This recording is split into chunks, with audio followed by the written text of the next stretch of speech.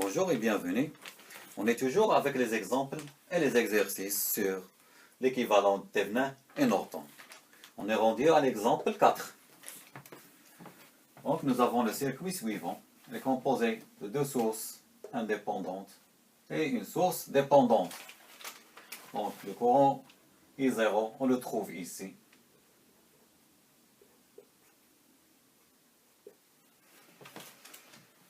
Donc toujours, on va calculer ou chercher l'équivalent de Thevenin, Norton, aux bornes A et B. Donc tout d'abord, la tension Vt, c'est la tension aux bornes de A B en circuit ouvert.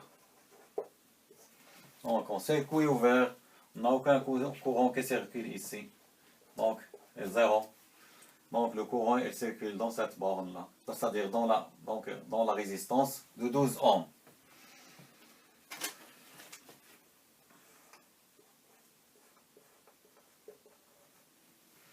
Donc j'aurai alors V de Thevenin qui est égal à VAB est égal à 12 fois I0, après la loi d'Ohm. Donc par la suite, je vais aller chercher la loi de Kirchhoff relative tension à maille 1. Ici j'ai le courant I. Donc 38 multiplié par I. Plus, ici, si vous remarquez, c'est la tension Vt. Donc ça en parallèle. Donc plus Vt est égal à 114. Par la suite, c'est la loi de Kirchhoff relative au courant. On est à 0. Donc on est à 0. Et le courant ici entrant, le courant I entrant, le courant 5 I0 et le courant qui circule ici, c'est I0. Donc on est à 0, on a I plus 7, deux courants entrants égale à la somme des courants sortants, 5 I0 plus I0. Il va me donner I est égal à 6 I0 moins 7.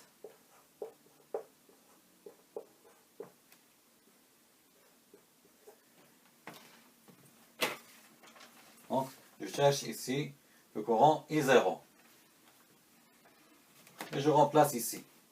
Donc, 38 multiplié par I, 6 I0 moins 7 plus Vt égale 114. Donc le plus simple c'est de remplacer I0 ici par Vt sur 12. Donc I0 égale à Vt sur 12. Ce qui va me donner 38. 6 fois Vt divisé par 12 moins 7 fois 38 plus ici multiplié, Vt est égal à 114. Donc si je résous cette équation, je vais trouver à la fin une tension Vt de 19 volts. Et je viens de trouver ma tension de Thevenin. Donc il me reste à chercher la résistance de Thevenin en co-circuitant les bornes A et B. Donc pour trouver la résistance de Thevenin, on doit co-circuiter les bornes A et B. On aura un courant de court-circuit IC, que je vais appeler IC. Donc si je court-circuite les bornes A et B, c'est comme si je court-circuite, c'est-à-dire la résistance de 12 ohms. Donc je n'aurai aucun courant, aucune tension ici, et aucun courant qui traverse la résistance de 12 ohms. Donc, en éliminant I0, j'élimine aussi la source de courant ici. Donc, j'aurai le circuit suivant.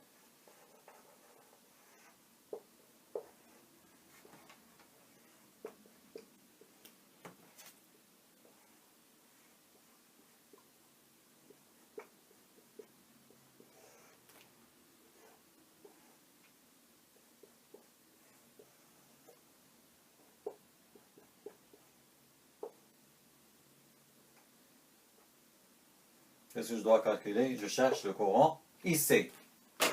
Donc le courant ici, je vais le chercher en E à 0 par la loi de Kirchhoff relative au courant. Donc j'ai le courant ici, c'est 114 divisé par 38 plus courant entrant 7 est égal au courant ici. Donc j'aurai un courant ici est égal 114 divisé par 38, c'est 3, plus 7, 10 ampères. D'où la résistance de Thévenin égale V de Thévenin divisé par IC, le courant de court-circuit, c'est 19 divisé par 10, ça va me donner 1,9 ohm.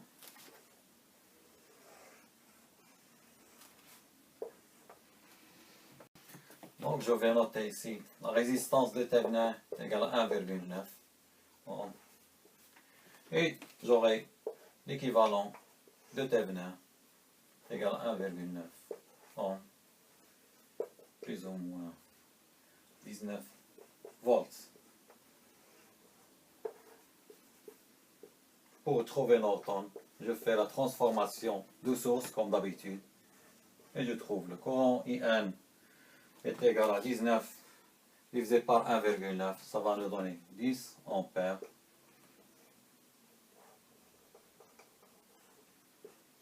La résistance de Norton au borne de AB est égale à 1,9 ohm. Ça c'est Norton. Donc on vient de trouver la résistance de Thévenin et la tension de Thévenin avec la première méthode. Je vais procéder alors au calcul de la résistance et de la tension avec une deuxième méthode ou la deuxième méthode. On a fait dans les exemples précédents. Ça consiste à placer un générateur qui débite une tension V aux bornes de A, B. Donc de tension V et un courant que je vais appeler I1. Je dois alors trouver la relation suivante. I1 est égal à V, un générateur de tension V, moins V de Thévenin sur la résistance de Thévenin. C'est une méthode très intéressante. Il faut l'apprendre parce qu'il sera très utile dans d'autres circuits. Je sais que ce circuit est très simple, mais vous en aurez besoin dans d'autres circuits plus compliqués.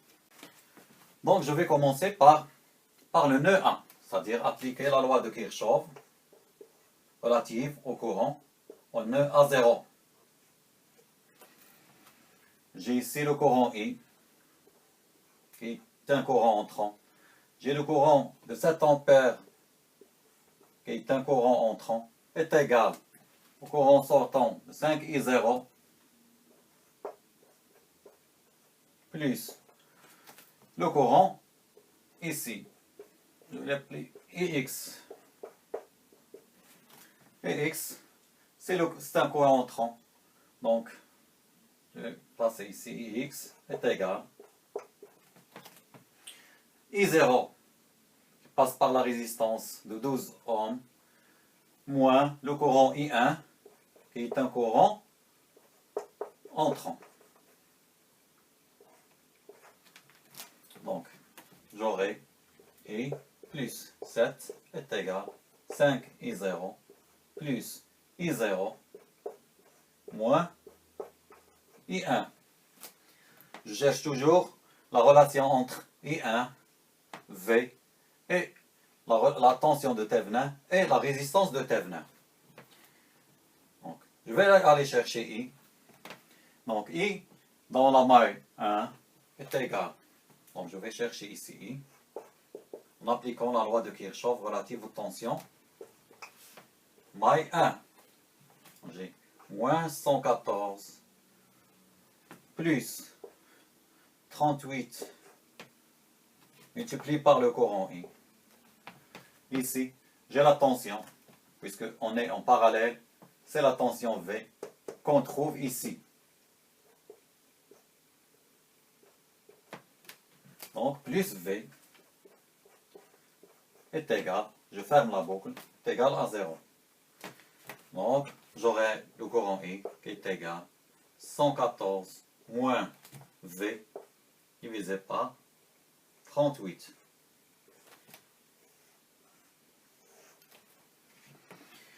Donc, j'ai trouvé le courant I. Je dois trouver le courant I0.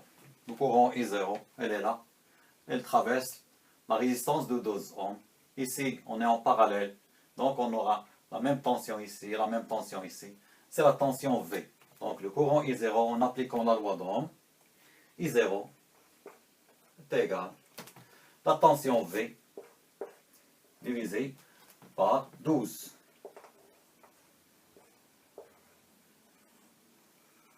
Donc, il suffit que je remplace les valeurs que j'ai trouvées ici de I et la valeur que j'ai trouvée ici pour I0 pour chercher la relation de I1 en fonction de VT, RT. Donc, j'ai noté ici la relation ou l'équation que j'ai trouvée avec LKC, la loi de Kirchhoff relative au courant non au nœud A0. Ici, j'ai I0 égal à V divisé par 12. Et ici, j'ai trouvé le courant I en fonction de V est égal à 114 moins V sur 38. Il suffit que je remplace. Donc, j'aurai I1. Donc, je cherche toujours I1 est égal. Donc, ici, j'ai 6 multiplié par I0. I0, on a dit que c'est V divisé par 12. Je vais rapporter 7 de l'autre côté. Moins 7. Moins I. Et c'est 114 moins V divisé par 38.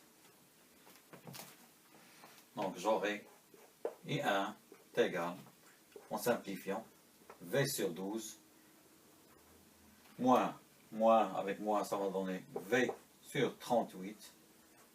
114 divisé par 38, c'est 3. 3 avec 7, ça va donner moins 10. Ici, je multiplie par 19. Donc 19, ça me donne 38. Donc 19 plus V plus 1, ça va donner 20. Divisé par 38. 20 V divisé par 38. Moins 10. Donc je divise ici par 20 et ici par 20. Juste pour simplifier. Et que ça a l'air plus simple. Donc 38 divisé par 20, ça va me donner 1,9 moins 10. Donc, et je fais au même, c'est-à-dire je multiplie ici par 10, ça va me donner V moins 19 divisé par 1,9. Et j'ai mon courant, ou si vous voulez ma relation, V moins 19 divisé par 1,9.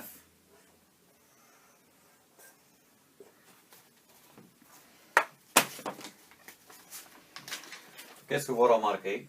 On remarque qu'on a ici la tension de Thévenin et ici la résistance de Thévenin d'après la relation ici.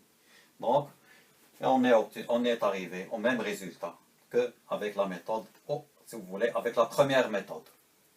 J'espère que vous avez bien appris cet exemple avec les deux méthodes qu'on vient de faire. Je vous donne rendez-vous, Inch'Allah, pour un autre exemple, toujours sur Thévenin et Norton. N'oubliez surtout pas de vous abonner en cliquant sur le bouton en bas de cette page. Merci.